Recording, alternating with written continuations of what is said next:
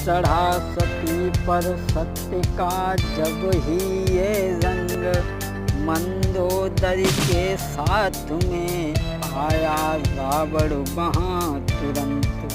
रावण आ गया और कहने लगा, बेटी सुना करना, मेरे ही पीछे तुम्हारा पति मेरा बालक मेघनाथ चला गया।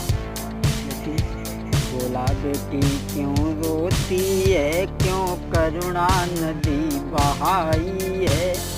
बोला, बेटी क्यों रोती है, क्यों करुणा नदी बहाती है।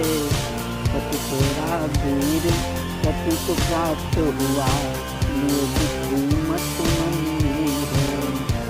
उस एक शीश के बदले में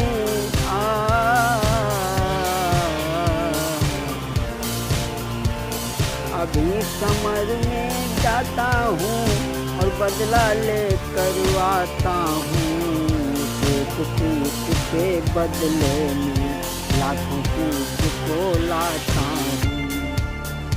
उनके इतनी बात कर चढ़ा सती को रंग, उसी समय बोली यही, अब मैं जाऊँ।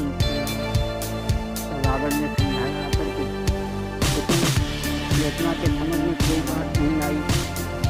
तो उसी समय सबसे आज्ञा लेकर के अपनी सास मंदोदरी से आज्ञा लेने के बाद में चली तो मंदोदरी ने कहा, बेटी रामा करने जाने के लिए चिंता क्यों करती, वहाँ तेरा है तुम।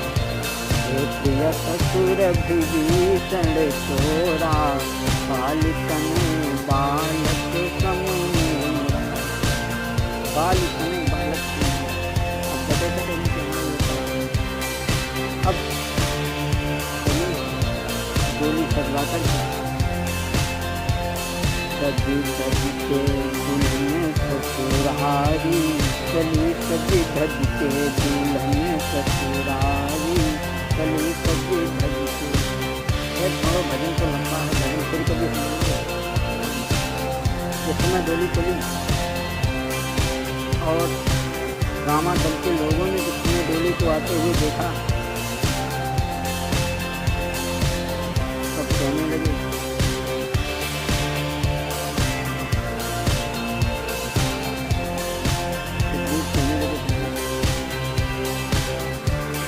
रावण आ रहा है, लगता है रावण ने जल से सीता को भेज दिया है और स्वयं शरण में आ रहा है।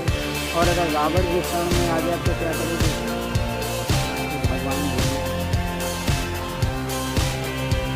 शरणागत को तजें कबहू ना, और रावण को कंठ लगई हैं।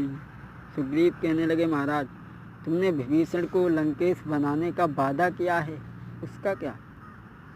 भगवान बोले हम भारतवासी हैं, शरणागत को न कभी भुलाएंगे। इनको लंकेश बनाया है, उनको अब देश बनाएंगे। अब तक जो था ये वन वन में सन्यासी होके भटकते थे, अब चारों भाई सन्यासी होकर सब जग में निकलेंगे।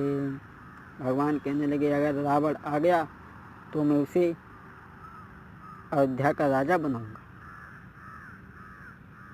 जब तक भक्त विभीषण रो परे देख सती का भेष, तब तक सती आ जाती है और हाथ जोड़ करके रोते हुए कहती है प्रभु से, मैं आज विपत्ति की मारी हूँ और दुख की आज सताई हूँ। मैं आज विपत्ति की मारी हूँ, अपना सर नीचे किए हुए, अपना सर नीचे किए हुए पति का सर लेने आई हूँ।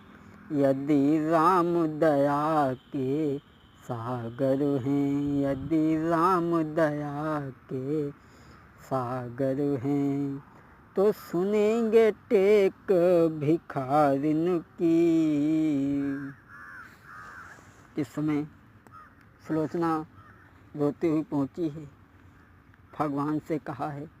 तो भगवान कहने लगे, हे सुलोचने रो नहीं, तुम ऊपर से रो रही हो लेकिन मैं मन ही मन में रो रहा हूँ।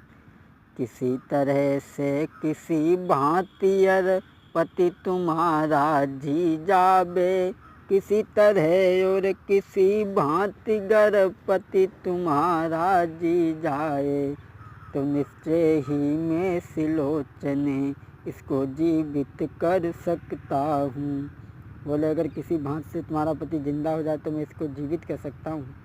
सुलोचना कहने लगी, जैसा मैंने आपके बारे में सुना था आप वैसे ही निकले, लेकिन बेमृत्यु लोक से लौटियाँ, बेस्वर्ग लोक से लौटियाँ, इस भूतल पर गर आएंगे।